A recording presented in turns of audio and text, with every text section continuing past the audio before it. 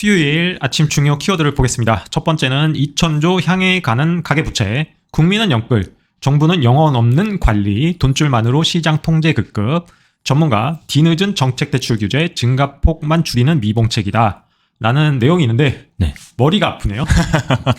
아니, 사실 2,000조라는 그 금액이 네. 어느 정도인지 가늠도 사실 안 가는데 네. 뭔가 이제 점점 가계빚이 더 이제 쌓여 나가다 보니까 이거 어디서부터 어떻게 손을 대야 될지 약간 모두가 혼란스러운 약간 그런 상황인 것 같아요. 이게 헤드 타이틀만 보면은 네. 아 되게 심각한가 보다라는 생각이 그냥 머리에 확 들 수 있는데 네. 이거를 뭐 이제 뭐 GDP 대비 뜯어보고 여기에 이제 부동산 비중은 얼마고 신용 대출 비중은 얼마고 자영업자의 대출 비중은 얼마고 이런 등등등을 다 뜯어보고 이거를 과거 연도별로 비교해보고 그리고 미국의 주택담보대출이랑 미국의 대출 가계부채는 어떻고 선진국들의 가계부채와 우리나라 한국의 부채는 얼마인지 비교해주고 싶지만 제 역량이 안 됩니다. 아. 네, 그래서 제가 아침에 막 통계 자료표를 보고 하려고 하니까 네. 머리가 아파졌어요. 그런 그런 와중에 이걸 딱 보면서 이 뉴스를 보면서 그냥 든 생각이 네.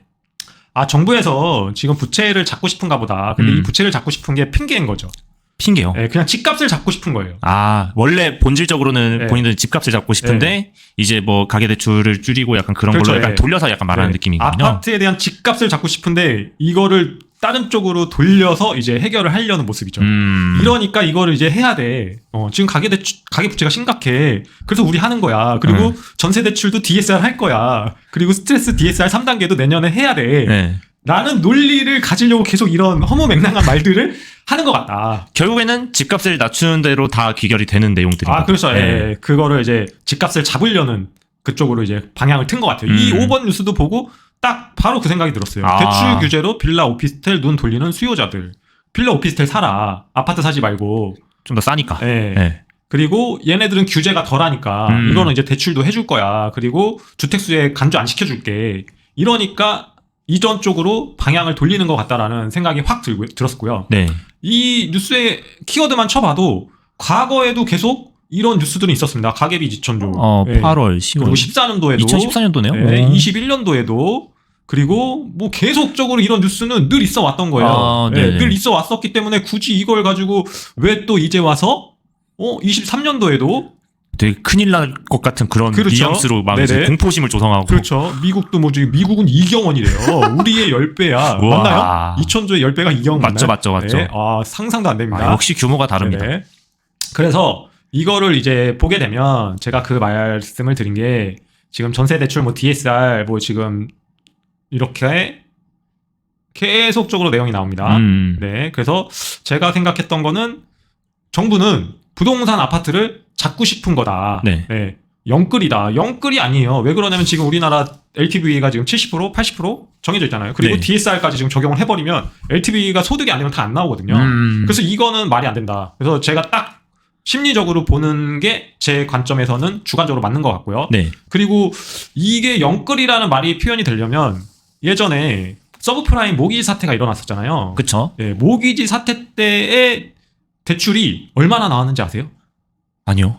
그때 얼마나 나왔죠? 120%까지 나왔습니다. LTV. 120%요? 네, LTV가 120%까지 나왔고 DSR은 당연히 없었고요. 그때 당시 미국은 그런 걸 아예 하지도 않았고요. 네. 일반 서비스 업종에 일하는 그냥 하루 벌어 하루 먹고 사는 사람들도 네. 집을 안 사면 바보가 되는 기분이었기 때문에 아, 그렇죠. 그때는 너도 나도 이제 네. 다 집을 그냥 한 채를 사던 두 채를 사던 100%, 120%다 대출을 받고 샀단 말이에요. 네네네. 여러 채를. 그래서 그거를 계속 돌려막기 했단 말이에요. 그러다가 그게 터진 거예요. 근데 이 상황에서 지금 LTV 7, 80%에 DSR까지 적용해버리는데 이걸 가지고 영끌이다? 영끌 아니죠. 아직 영혼이 덜 끌렸다. 네. 약간 진짜. 네, 영끌 아닙니다. 네. 이거는 제가 첫 번째 얘기한 대로 그냥 정부는 지금 집값을 잡고 싶어서 이런 것 같다. 네, 쏟아낸 것 같다. 두 번째, 서울 전세난의 수도권 전세값 풍선 효과, 네. 그리고 대출 규제, 매수세 위축, 임대 수요 전환, 전세값이 상승한다. 그래서 전문가 의견은 내년 신규 아파트 공급 28% 줄어든다. 전세값은 더 오를 것이다. 라고 네. 적어주셨네요.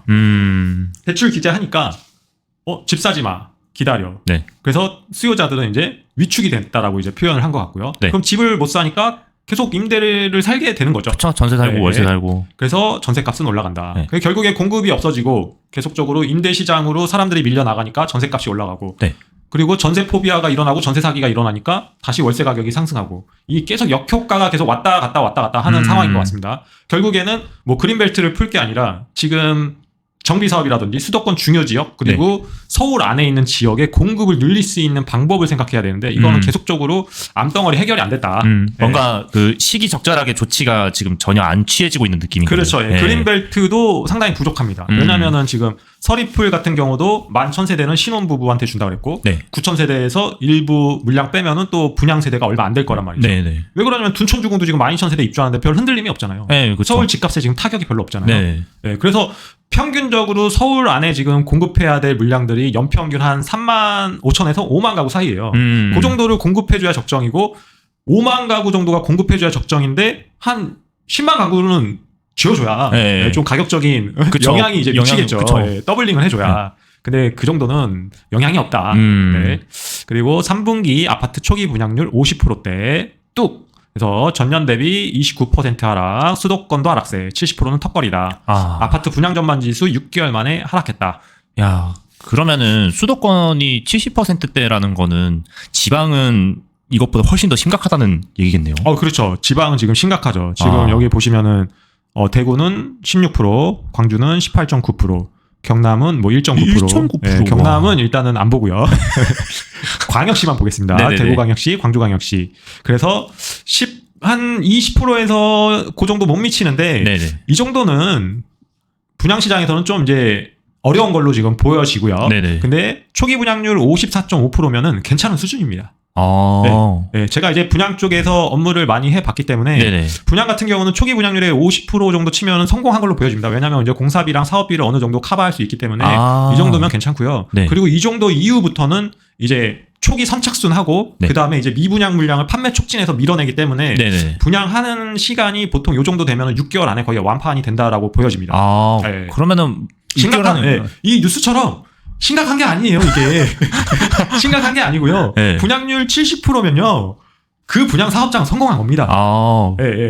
뭐 분양률이 초기 분양률이 뭐 이제 한 자릿수 10% 이하. 네. 이게 이제 심각한 거고 정말 어려운 거지. 그 상태에서 준공전에 100% 가냐 마냐를 가지고 이제 시공사나 사업 주체가 이제 머리를 자꾸 흔드는 거거든요. 이제 머리가 아프니까. 그러니까 근데 초기 분양률이 낮다고 해가지고 이게 그냥 초기에만 팔리는 게 아니라 어쨌든 계속 팔리는 거니까. 그렇죠. 그 이후에 판매 촉진을 통해 가지고 이거를 커버를 하면 그렇죠. 된다는 말씀이신 거죠? 그 주변에 이제 소문이 나면서 그리고 영업사원들이 영업을 하면서 이제 분양이 가속이 되기 때문에 저런 현장은 망한 게 아닙니다. 팔려 나가는 현장입니다. 그러니까 고민할 게 없다는 거죠. 그리고 분양시장도 마찬가지로 양극화라는 거죠. 지방시장이랑 수도권의 중요 지역이랑 지금 뭐 계속 저희가 보고 있는 데가 검단, 그리고 뭐 인천, 그리고 하객지구, 뭐 이런 데 그리고 평택 최근에 봤었죠. 근데 평택은 시장이 어려웠었죠. 맞아요. 어렵고 지금 분양률. 근데 평택도 지금 분양률이 70%대 뭐 그랬잖아요. 네. 그 어려운 상황에서도 마피가 막 쏟아지는 상황에서도 그리고 인천은 분양권에 프리미엄이 붙어 있었던 거고 하객지구 이쪽 일대 송도 센트리풀도 그랬고요. 그리고 검단 같은 경우도 지금 상당히 분양가 상한제니까 거기는 뭐 마피가 나오진 않죠. 전매가 안 되니까. 하지만 거기 같은 경우도 가격적인 메리트가 있으니까 상당히 조금씩 이제 호전되고 있는 지역들이고요. 그래서 이 뉴스는 마찬가지로 헤드 타이틀만 보고 시장이 안 좋구나 이렇게 보시면 안 됩니다. 그 지역에 따라서 갈립니다 많이. 그리고 개포 재건축 마지막 승자는 해서 6, 7단지가 지금 시공사 선정에 있는데 삼성이냐 현대냐 여기를 가져가는 자가 또 한남동 쪽에 재건축을 누가 가져가냐. 그때 뉴스를 봤었던 기억이 살짝 나는 것 같습니다. 네, 맞아요. 저희 유튜브 시작하고서 얼마 안 되고 나가지고 이 이야기를 한번 다뤘었던 것 같아요. 그래서 지금 이제 사업 시행 인가까지가 된 걸로 보면 여기는 이제 8부 능선을 넘었다. 이렇게 이제 표현을 하거든요. 재건축에서는. 그래서 이런 것도 이제 빨리빨리 사업이 돼서 일반 분양 분들이 공급이 되었으면 좋겠습니다. 그리고 경매시장 비아파트 일부 숨통, 대출 규제로 빌라 오피스텔 눈 돌리는 수요자들, 낙찰가율 84.5% 3개월째 상승이다. 그리고 전문가 아파트 침체 속 비아파트 회복 한계가 있다 라고 얘기를 해주셨습니다. 낙찰가율이 84% 정도면은 그 이전에 저희가 요 며칠 동안 경매 이제 아파트만 놓고 봤을 때 낙찰가율이 높게 이제 강남 쪽에 높게 나왔었던 거랑은 조금 낮은 수치가 아닌가라는 생각이 들거든요. 근데 아파트하고 차이는 있죠. 근데 뭐 빌라 같은 경우는 보통 낙찰을 잘 받으면 70%에도 이제 낙찰을 받거든요. 그러니까 이것도 빌라도 지역에 따라서 다릅니다. 그리고 그 빌라가 사람들이 관심이 높냐 아니냐에 따라서도 이제 낙찰가율이 이제 차이가 많이 나고요. 그렇기 때문에 요 정도면은 이제 적정한 걸로 보여지고요. 네. 왜냐하면 제가 최근에 이제 저도 낙찰 경매 물건을 보는 것 중에 이제 여러 가지 물건들이 있었는데 네. 그 이제 다가구 주택 이런 것들이 낙찰가율이 지금 그런 것들은 한 90% 정도까지도 이제 오. 되고 92%까지 이것도 마찬가지로 지역별로 다릅니다. 저는 이제 핵심지 그리고 인구 밀도가 높은 지역 서울 안에 있는 물건들을 봤었고요. 네. 그렇기 때문에 저런 거는 아파트랑 비교하면 안 된다. 일단 근데 아파트도 이제 낙찰가율이 별로 안 되는 지역들이 있긴 합니다. 그것도 이제 결국 경매 시장도 양극화다. 네. 예, 그렇게 보여지고 아까 첫 번째 말씀드렸던 것처럼 정부에서 주택 대출, 가계 대출을 잡으려고 이상한 말을 하고 있는 것 같다. 그래서 빌라나 오피스텔은 공시가 5억 있어도 5억 이하면은 청약된 무주택으로 인정이다. 그래서 주택으로 인정 안 하겠다. 네. 이렇게 이제 해버렸죠. 그렇게 때문에 지금 아파트 사지 마. 빌라 사. 지금 빌라 시장 이제 숨통이 트이니까 네. 빌라나 오피스텔 사. 요렇게 보여집니다. 네. 안 살 거 아니잖아. 너 일단 집은 있어야 될 거 아니야. 그러면은 아파트 비싸니까. 네. 빌라 한번 살아본 거 어때요? 무주택으로 인정도 해준다니까. 사면 안 되죠. 못 이기는 거예요. 네, 사면 안 됩니다. 네. 네. 그래서 오늘은 여기까지 보겠습니다. 내일 만나요. 네, 알겠습니다.